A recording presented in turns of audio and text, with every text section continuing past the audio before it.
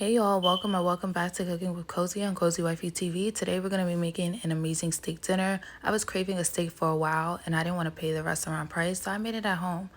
And I'm just going to start off with my chimichurri sauce, finally chopping up some garlic, some curly parsley, as well as some red onions, and making sure to add some red wine vinegar and olive oil in the shot glass because that's what I'm going to be using as my dipping glass for my chimichurri sauce on the side of my steak and on top of my steak once you see me plate it up.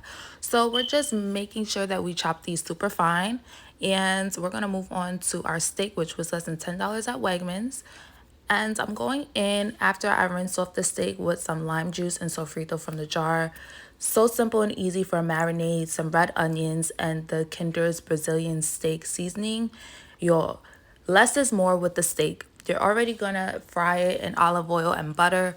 You don't need to overly season it, but you do want to have your marinades there. And I noticed that the lime juice tenderizes the meat and allows it to evenly cook and gives you that beautifully medium well finish as well. This Kinder seasoning is so good, so I made sure to evenly coat it on both sides of the steak and kind of like beat it in with my spoon to make sure that the steak is nice and tender and evenly cooks throughout, because I want it to be medium well. So I'm going to let that sit and marinate for a while, making sure both sides are evenly coated with seasoning. And then go and start my broccoli with just salt, pepper, and garlic salt. And I'm going to make sure to boil my golden potatoes in some bouillon, checking on my marinating steak. And I'm going to take a wine break because I deserve it. I've been working hard, okay? So you want to make sure that your potatoes are fork tender when you go back to check on them. And you're going to assemble your mashed potatoes by hand, y'all. Bouillon, butter, garlic powder, heavy whipping cream as well, and some Parmesan cheese.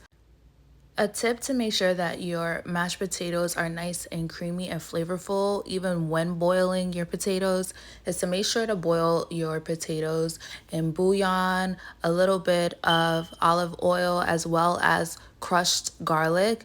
Literally just a few cloves of garlic. Make sure that they're split in half and boil it with your potatoes. And once you drain out the water, you should get the creaminess and the tenderness of your potatoes. So this is what we're doing. We're whisking it by hand, keeping it thick. And then we're going to go in with our steak, making sure that it is nicely charred on each side, but still medium well. And voila, dinner is served. The steak was perfectly tender and flavorful. The mashed potatoes were creamy and delicious. And the broccolini was perfect, y'all. I hope that you guys get to try this recipe, and I'll see you guys in the next one.